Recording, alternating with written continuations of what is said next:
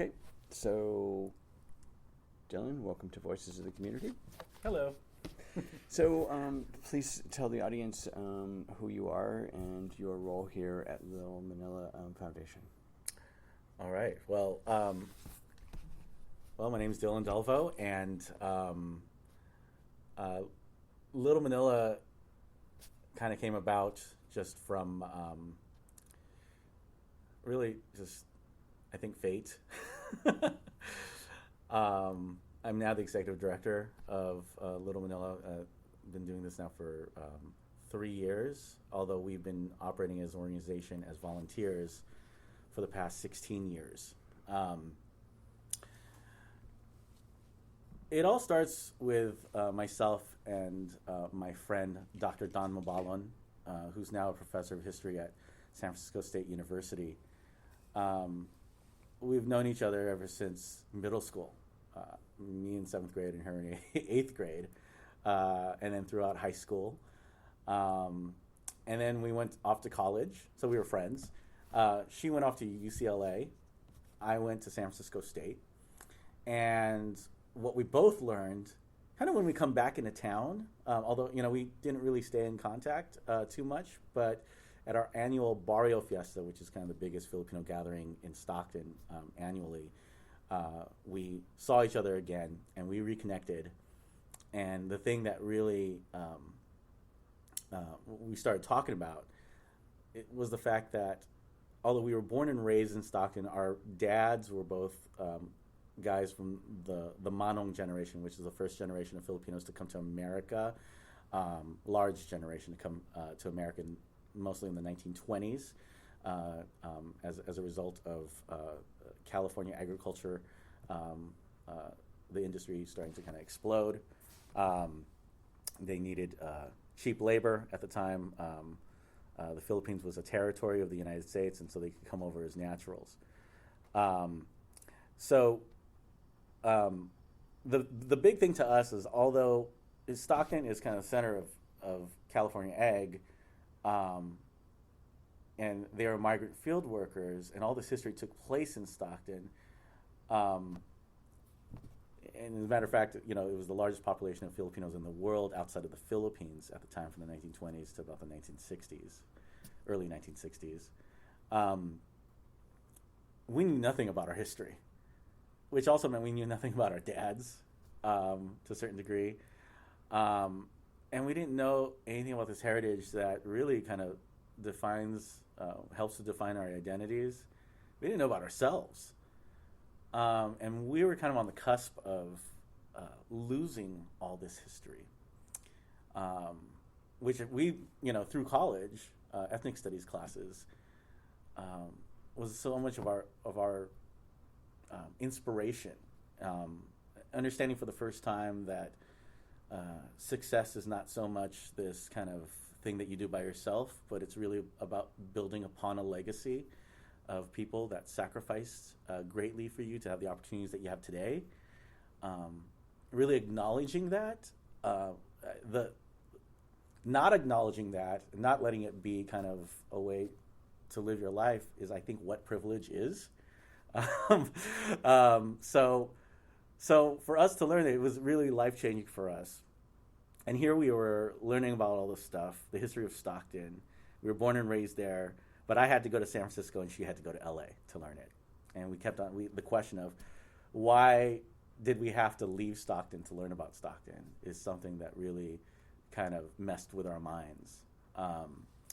So at that festival, Dawn started talking about working on her doctorate in history, and her project was going to be on Little Manila, this place in downtown Stockton, which is adjacent and kind of mixed into Chinatown at the time. Filipinos and many people of color from in the 1920s and 1930s weren't allowed north of Main Street. Wasn't a law, but back we heard stories that police didn't have a problem taking people back to where they belonged at the time. And so we're actually on Main Street right now.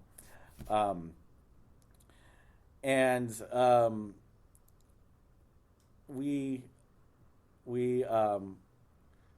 as we're coming back into town, she said, well, we got to do something about this because there's only a few buildings left. Most of it was destroyed by the Crosstown Freeway. And literally there's a wrecking ball in front of one of the last remaining blocks. At the time, the city was calling it the Gateway Project because it's the first thing that you see when you come off the freeway and coming into downtown Stockton. And their vision of a gateway project welcoming people to Stockton was to build a McDonald's and Union 76 station. It was personal to Dawn because that block housed her grandfather's restaurant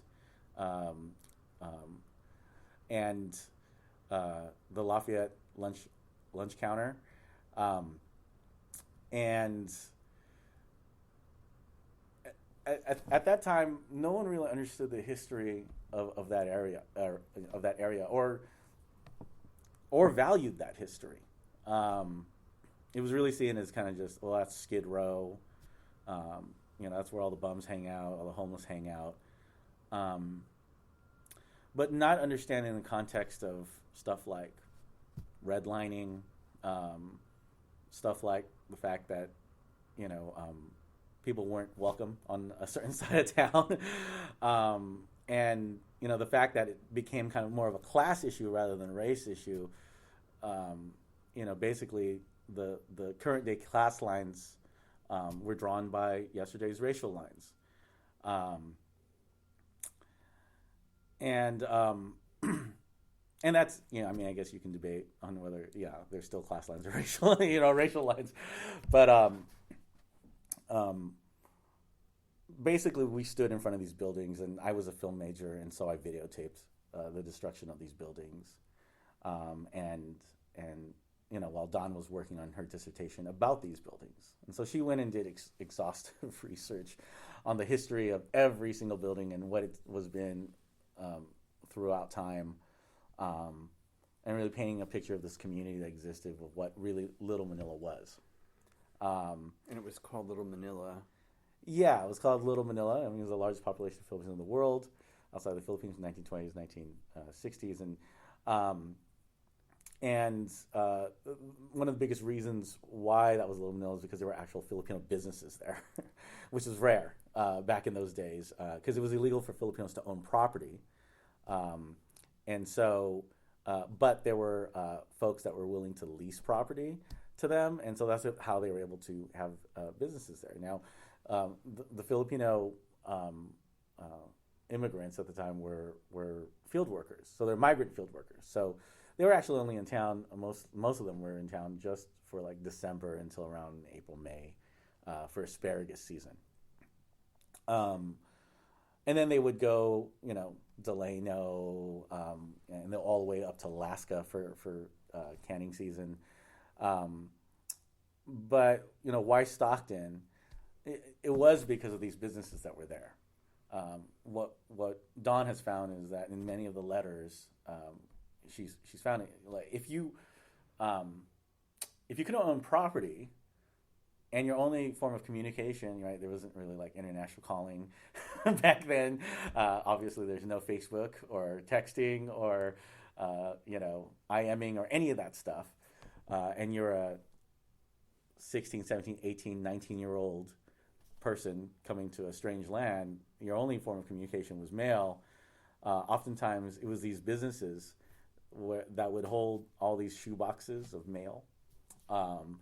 And you would use their addresses so that when you would come in for asparagus season, it was the only opportunity you can hear from your family and catch up and see what's going on.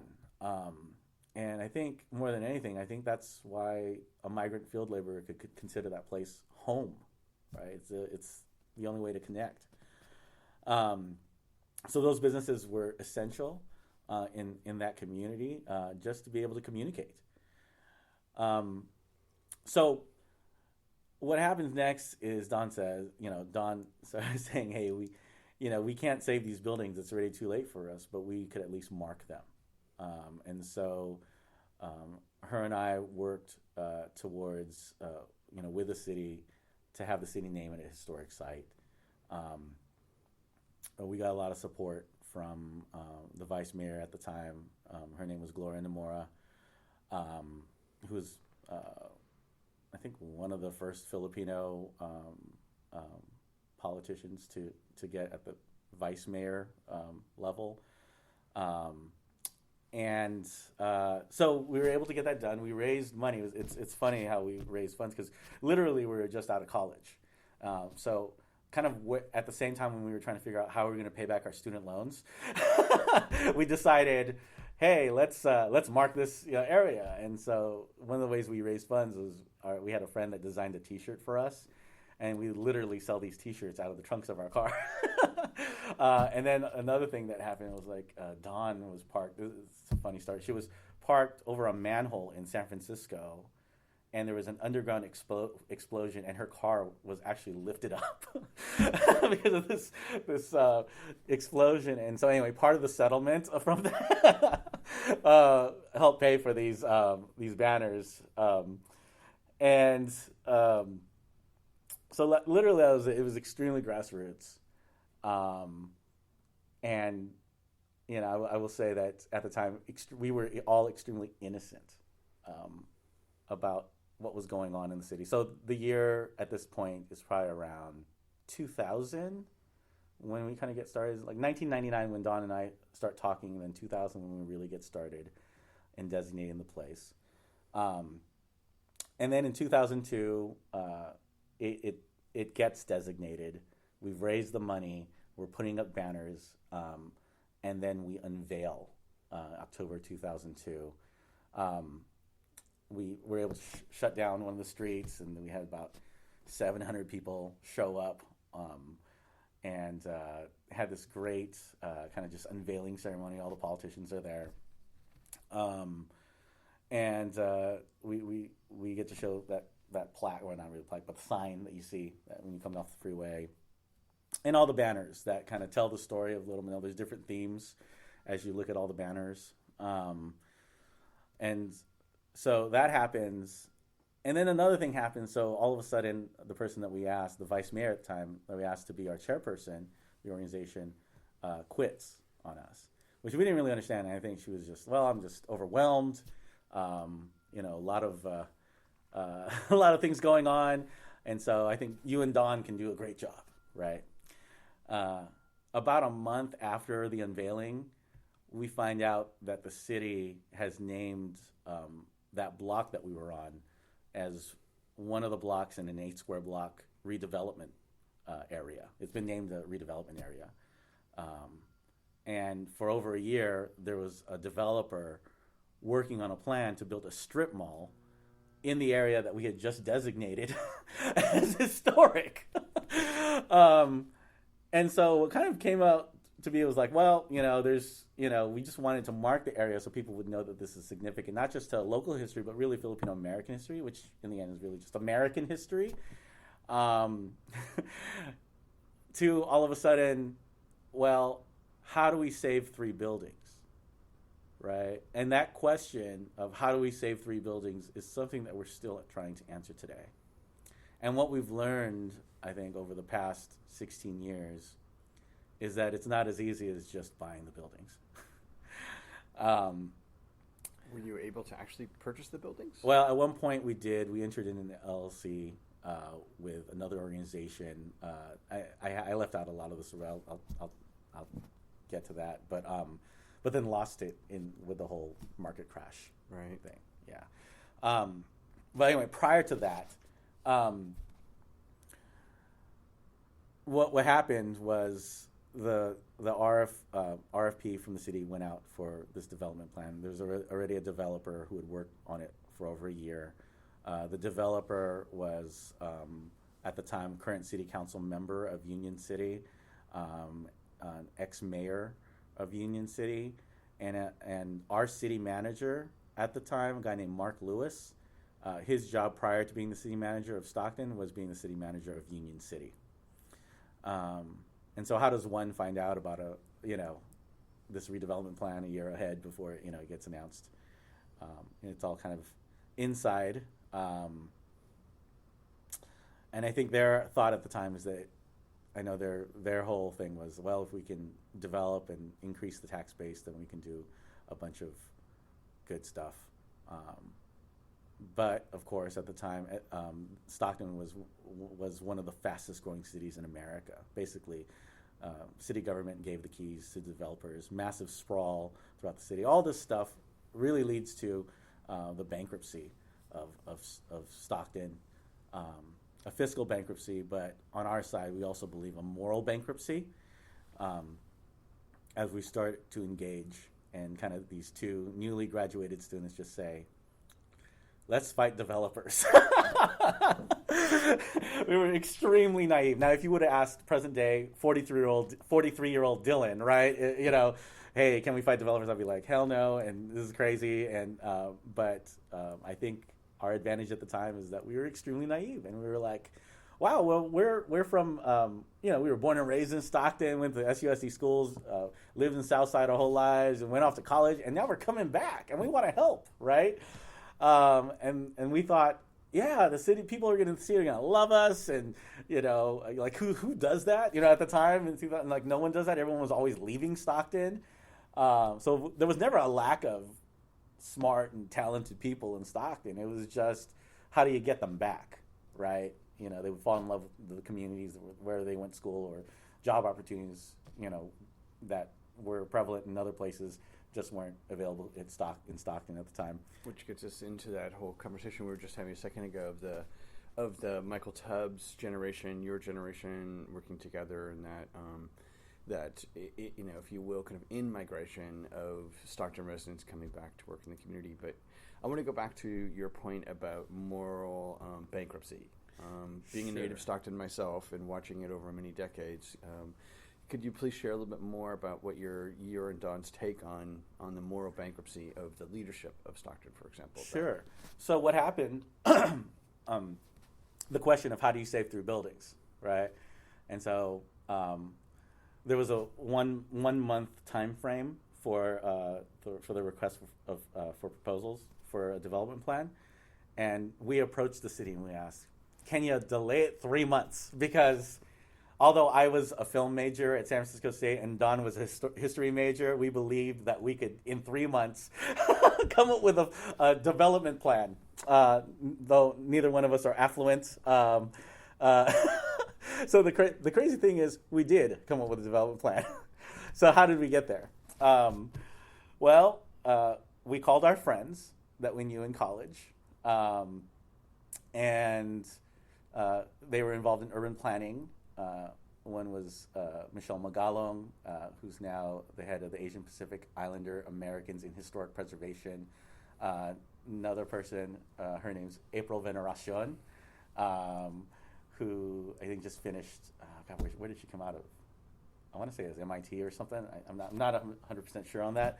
But she has been extremely active in San Francisco and now works for Supervisor Jane Kim. And so anyway, but at that time we were just newly graduated, and we together kind of started figuring out, okay, we need to hold 3 community charrettes, and so we knocked on all the doors in the community in an 8 square block. So of the development plan, there was only 3 buildings that we were concerned with on one of the blocks, but you're talking about 8 square block area, and so it quickly became more than just a Filipino American preservation issue. As we knocked on doors and talked to residents, business owners, nonprofits that were in the area, what we found were community members, Stocktonians, who were always under the threat of eminent domain. One family had lived there. They were in their 3rd generation in that house. Their grandparents had lived in that house. They were born and raised in that house, and they said, wow, this is the first time anyone asked us what we'd like to see in our community. All we would hear from the city is we would always just get these letters that eminent domain was coming. And at the time, eminent domain, I mean, in 2000, 2001, housing prices were soaring.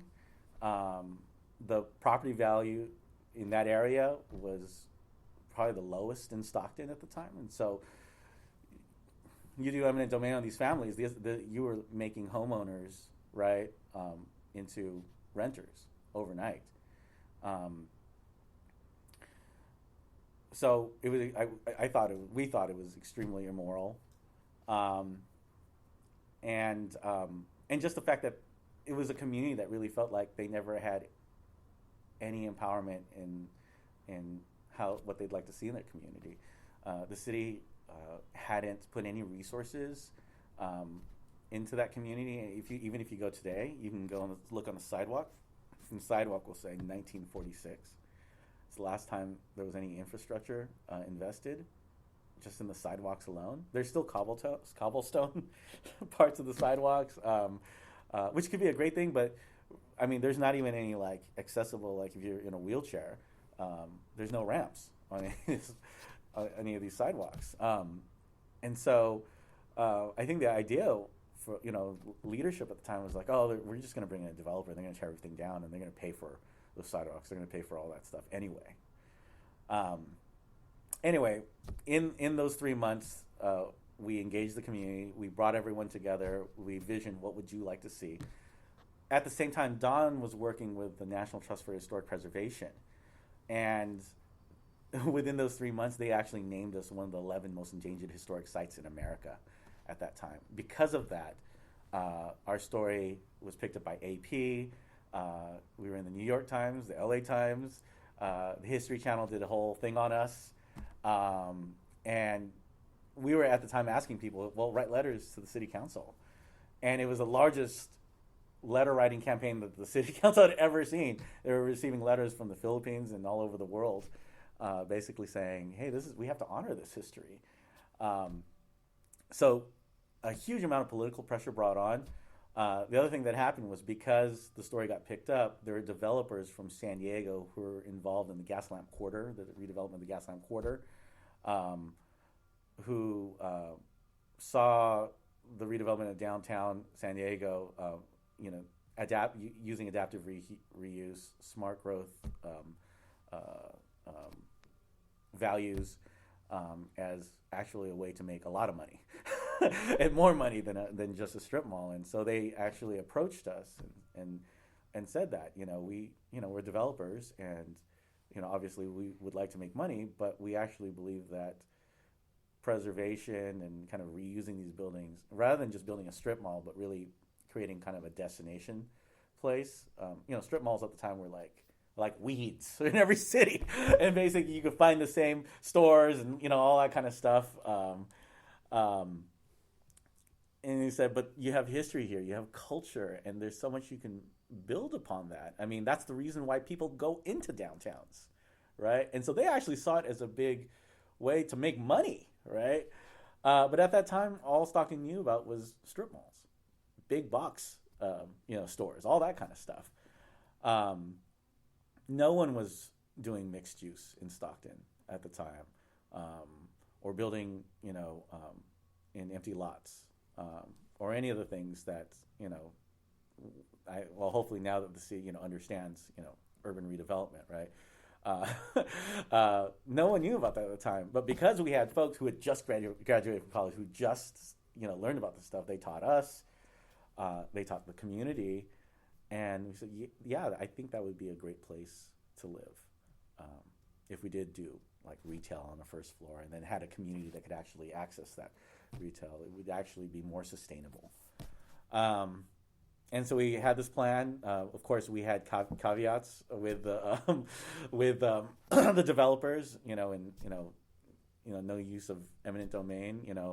Unless there are some absentee landowners in the area who allow certain activities to take place in their buildings. To this day, there's prostitution, there's drug dealing open in the streets, and it's literally 3 blocks away from the police station, right? Which kind of goes to kind of the walls that we have in our community, kind of what used to be Main Street over here, and kind of that attitude has transferred to the Crosstown Freeway. And the building of that, literally a line saying, okay, this is for this people, and we're going to maintain it, and we're going to take care of it. And you look to the south, and you see neglect. And I think people in Stockton, you're just used to that. You just figure that's the way it is. But really, it doesn't your have moral to be. bankruptcy of the south of the Crosstown Freeway. Yeah. The city and its leaders, et cetera, were morally bankrupt, in that it was just, an underserved, almost abandoned area. Yeah, and it's the leaders, but also definitely the developers as well. I think part of the marketing of development at the time, both to in the 1960s, 70s, and on, was these developers would build on land. It used to be farmland. It was all to the north, and so they really changed the perception of upward mobility in Stockton. In that, upward mobility in Stockton means you got to live up north, and so a lot of folks who may have grown up and lived life, maybe found the person that they married. The idea of community, kind of formed their idea of community and everything. In order for them to be considered successful in Stockton, you had to move up north. And you had to buy into their property, right? And so one of the things that we always talk about is like, well, we were kind of misled. We were, rather than building community, we buy into community. And the people in our community who have, the richest people in our community are the people who created those conditions in Stockton, right? It's affected the mindset of our young people in that I just need to get out of this place, right? So constant, brain drain from South Stockton to even to other communities or just to North Stockton. That this is a place for the poor, and this is a place for upwardly mobile, and although these folks have profited greatly from it, there has been no reinvestment into the communities that they have hurt the most, whether it be building affordable housing or building anything new in that area, or just donating. Right, and I think that's probably the biggest issue, one of the biggest issues that we have, in that we don't, as we engage in other communities and as a nonprofit, we're starting to learn how other nonprofits survive. We don't have the same culture in our community of philanthropy that other folks do, other cities do. Anyway. So what would you? So let's go back to that point. What would you like to see happen? Yeah. I mean, obviously there's the Little Manila Foundation, and you're doing your buildings, but you're a resident of South Stockton. Mm-hmm. So what would you like to see happen, and then what do you see presently happening with, the changing of the guard, for example, with Tubbs coming in as the city council person? So what would you love to see happen in South Stockton to address the imbalance? Yeah. So we believe that the only solutions for Stockton are equitable solutions. And what do you mean by equitable? There needs to be a lot more reinvestment in the areas that have been victimized by past decisions by leaders in our community, whether they be from the private sector or from government, redlining or building a development up north, building your own school district, right? I think that's a big deal. Oftentimes, it's prevalent. These would that be Mr. Spanos and the whole Spanos? Well, I mean, there's a number of developers in Stockton, but I think most of the new home development has been built in districts that are not Stockton unified. And why is that, right? Like Lincoln Unified was created to serve that community, and that community has thrived. Up north, you have Lodi Unified, although they are not in the boundaries of Lodi. They are definitely in Stockton's boundaries. To the south, even in Western Ranch, that's Manteca Unified. And you wonder why things are like that. And I really think it comes down to civil rights, in that, the property values, it used to be, if you're a person of color, um, you know, you could build the exact same house in one community, another community, but if that other community has a person of color in it, that property value would go down. Well, once civil rights, kind of took care of that, I believe that mentality is now going on to the way we draw our school district lines, to a point in which, right? I mean, obviously, the property values are heavily affected by school districts and successful or perceived successful school districts. And so you can build the exact same house, one in Stockton Unified, and build another in Lincoln Unified or in Lodi Unified, and those other houses in Lincoln and Lodi would be valued higher than the one in Stockton Unified, just based on that alone. And I think that's a huge issue, because that means that there's actually a reason for folks to want to make sure that a certain school district would not be perceived better than other school districts.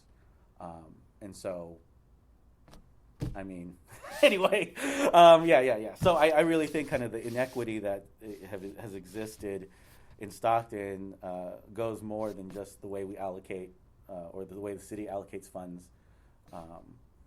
but also in the way we've manipulated the lines, the boundaries, the different boundaries that we can control to control property value. I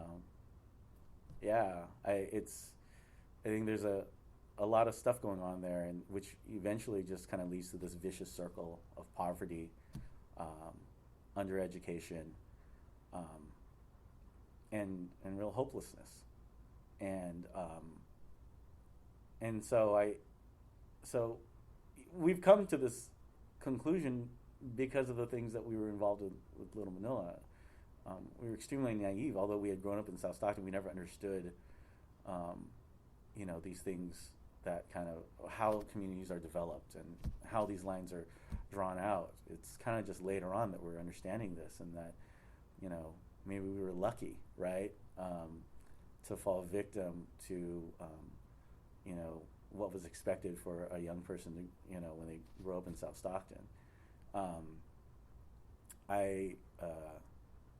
It's scary on my part, because, I've chosen to live in South Stockton, and raise my children there, and so there's just a ton of stuff that needs to be done. So the great thing about this, and I'm also a youth minister, so I'm Catholic youth minister in South Stockton at St. George's Church. I'm in my 20th year,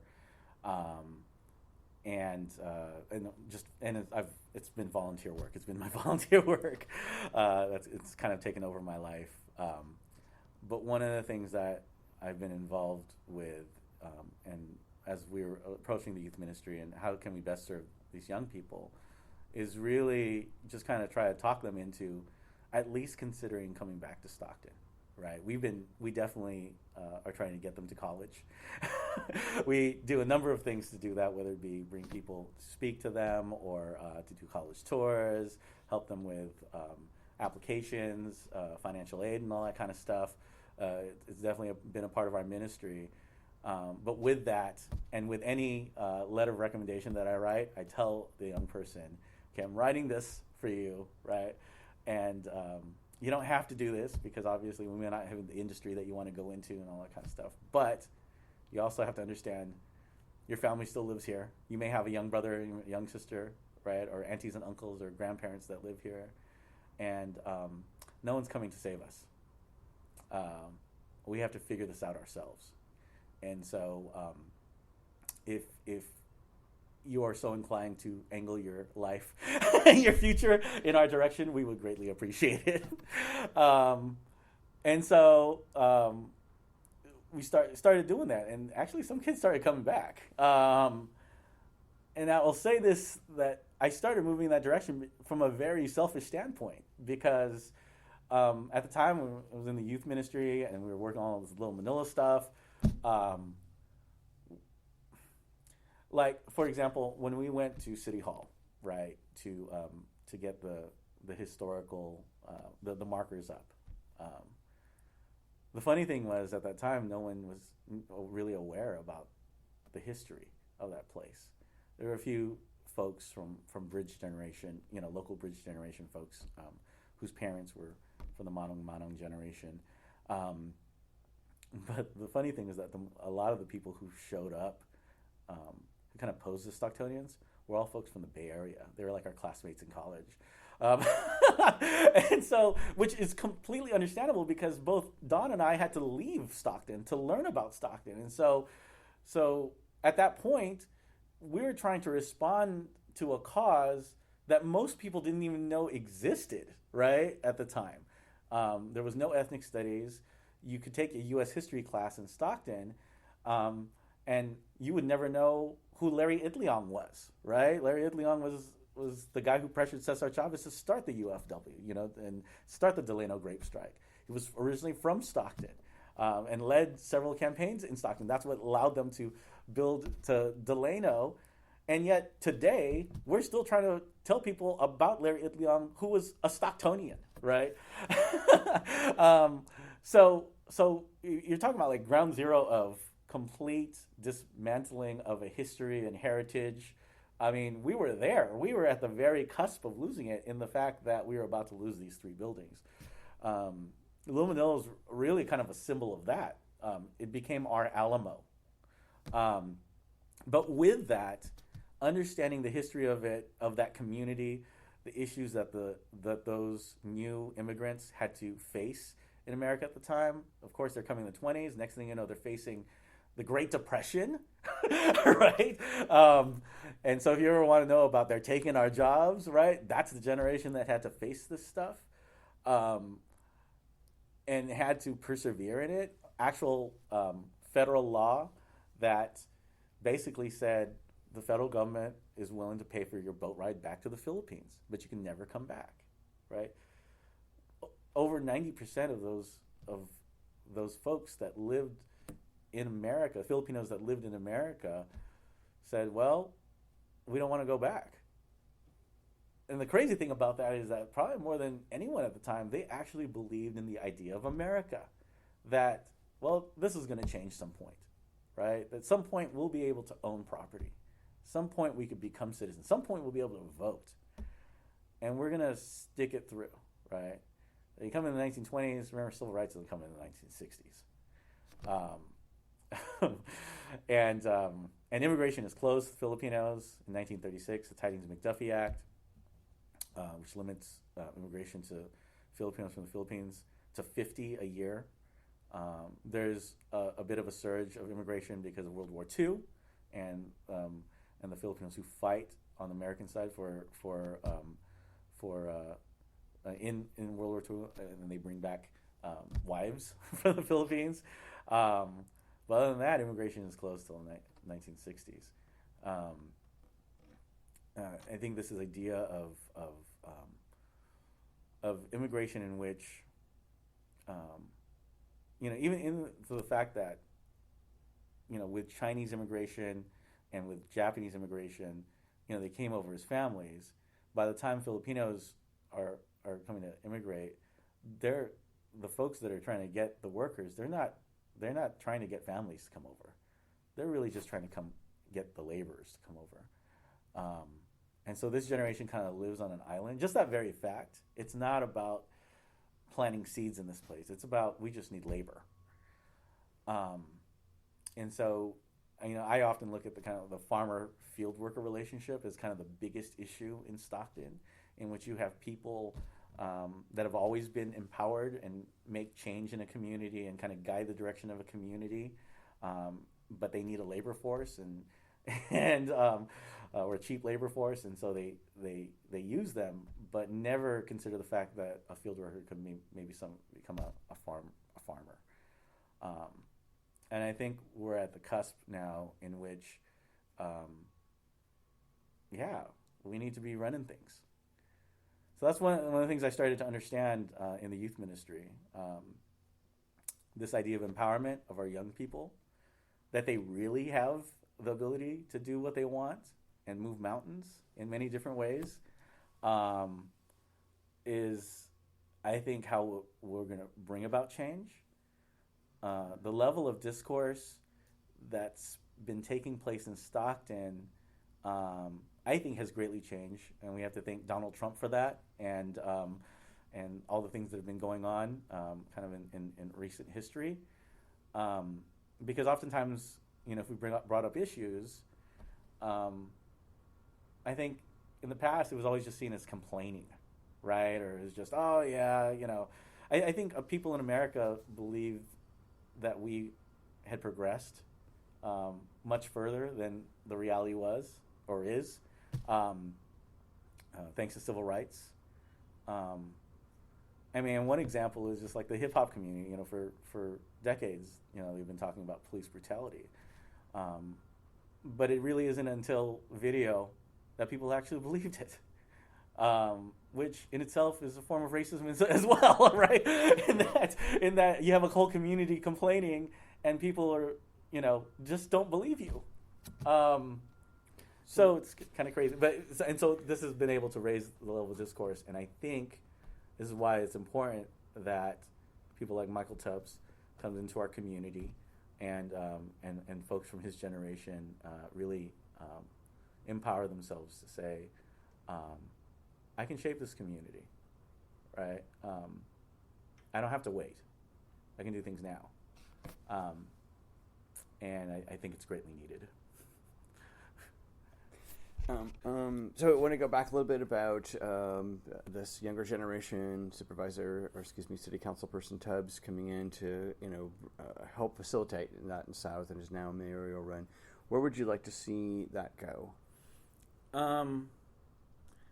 Well, I would hope that young people, or just anyone really, get inspired by Michael's story. I got to know him prior to him announcing that he was running. So he was still a college student at Stanford. He was working. He was finishing his master's and bachelor's at the same time in his fourth year of Stanford, and so I get this phone call.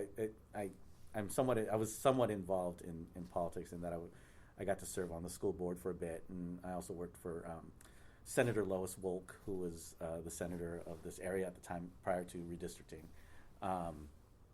And so people said, oh yeah, we should talk. And so I talked to him, and it was strange for me, because it was kind of my dreams come true to a certain degree when you the things that we're preaching to our youth ministry. Although Michael was not a part of our youth group, he lived on the other side, the southeast side. We served the southwest side, but the fact that he had the audacity to run, had a good understanding of the issues. He really reminded myself of kind of me and Don, except we kind of stumbled into it, right? It was kind of just real, like, naivete, that we kind of got involved in all this kind of stuff, and got involved in, politics, and having to deal with developers and this city who was extremely mean to us because we were messing up their plans, but for him to go into it with intention, that this is the reason why I went to college, that I've now gotten the tools, not so much to make myself wealthy or just to be able to make a living, but in order to help my community who's greatly in need.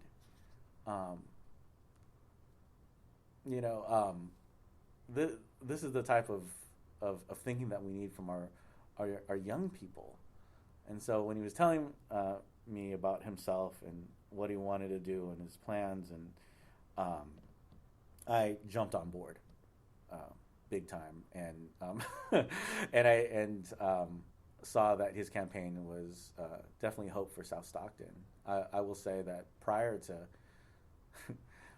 to him running for the area that I live in, which is South Stockton, the city council member was the head of the Republican Party.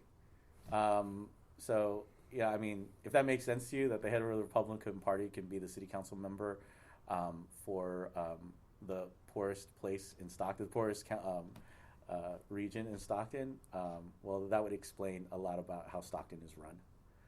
Um, I mean, when you're in a economically impacted area, it really is a luxury just to stay informed, and to be involved politically. Most of the time, you're just trying to figure out how you're going to pay your rent or your mortgage, or make sure your kids are going to be okay. Um, and so I really feel like it's these communities that are ripe for the ability to be misled.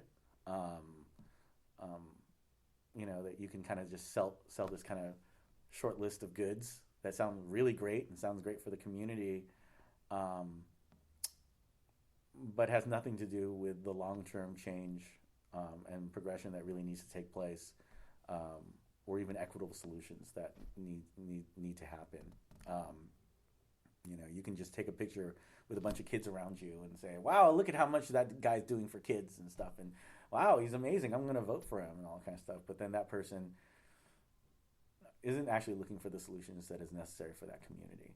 And you believe that Tubbs in bringing the coalition, yeah, the intersectionality between Little Manila and Stand or Pride Center, yeah, or Reinvent, Fathers and Families, yep, Pact, you name it. So you feel like there's an intersectionality of all those groups coming together because you're serving basically the same community, or some crossover of the community is coming together as a coalition to change. Yeah, Stockton. I think there's groups of people who understand what equity is,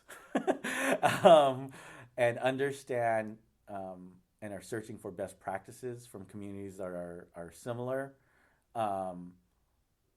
Seeing what's going on there, seeing if it's applicable here, but also living here so we can understand how we can bring some of those solutions and make it fit for Stockton.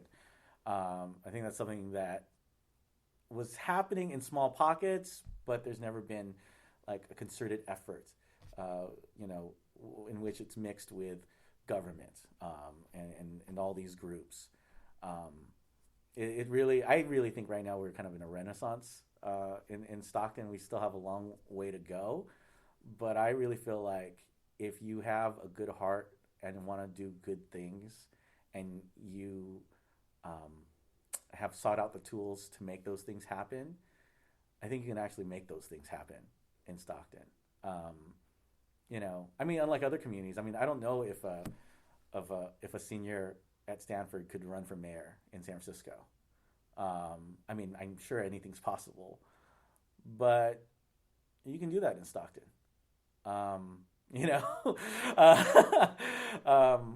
Yeah, because we haven't had a tradition of people coming back.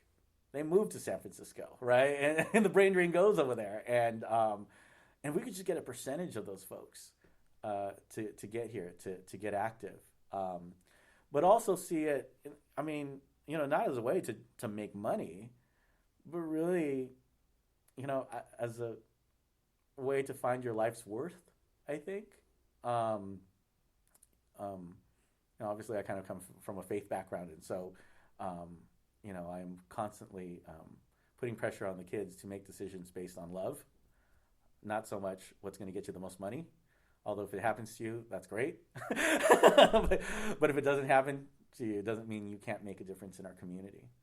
I think that we're all empowered, and so we need to see this in all aspects of our lives. And so on the government side, yeah, we need to have good people there to make those decisions. But at the same time, regular folks, I don't think democracy is about, you got to vote for folks, but I don't think it's about putting all your hope and dreams in those. We all play a role in this. And so I think really the role of modern day politician in Stockton isn't so much about saying, hey, I am the solution, but how can we work together as a community to really address these things that haven't been addressed. And so Michael gets that. The majority of politicians, I would say, in Stockton have said, hey, I'm the solution. So just vote me in. Don't worry about it. Just once you vote me in, don't worry about it. I'm going to take care of it, right? Michael's saying, let's do this together, right? And, let's keep each other in check. And I think that's a pivotal move in Stockton politics. Um, yeah. So let's end with two things. One, what do you think is the biggest impact that you and Don and Little Manila have had on not only the Filipino community but the Stockton community at large? So a lot of that revolves around that same question that we had when we just kind of got back in town. How do you save 3 buildings? Right? And it's not enough to purchase the building. Originally, we thought, yeah, if we could purchase these buildings, then we can make anything happen. But I don't know if purchasing those buildings is going to take, get rid of the drug dealing that's taking place just 2 blocks down, or the prostitution, or this the apathy that exists in our community regarding our own diversity. As a matter of fact, oftentimes diversity in Stockton has been viewed as a negative thing. Even in our redevelopment, our strength is our diversity. That's what we have in abundance in the city, but it's never been a cornerstone for redevelopment. and so we actually don't believe that true sustainable redevelopment is going to take place in downtown Stockton until we actually make that so. Because we're definitely an old community, but to continue to bypass that history and the richness of the cultures that exist in it, then it's just, what is it? Just a random place to get coffee, or to do, like for hipsters to get together, right? No, it could be way more, right? It could be wonderful, and it needs to happen here, and that is an equitable solution because the building the Crosstown Freeway was purposely built through at our ethnic communities, and so we're still trying to recover from that, in which the history has been wiped out and communities have been dispersed, and so we've lost so much. And so right now we're just trying to pick up the pieces. And so how do you save those 3 buildings?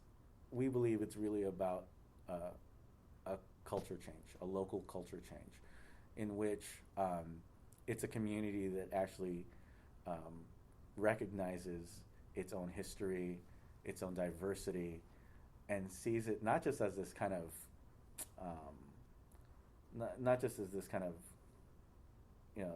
it's going to help me answer trivia questions type thing, but really as this is what's cool about our community, right? If the 2010 census, chose Stockton as one of the places in America to prepare for the 2010 census, and they chose Stockton because of the difficulty of it and the diversity, then obviously they understand that Stockton is definitely a place that that could be. Obviously, as the demographics of America are changing and are shifting, people should be looking to Stockton and where we're going. And so what are we doing to address that?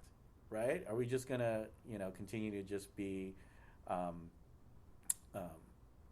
to not acknowledge our histories or not see it as a way to empower ourselves, or do we believe that the definition of American is really this tapestry that everyone can contribute to?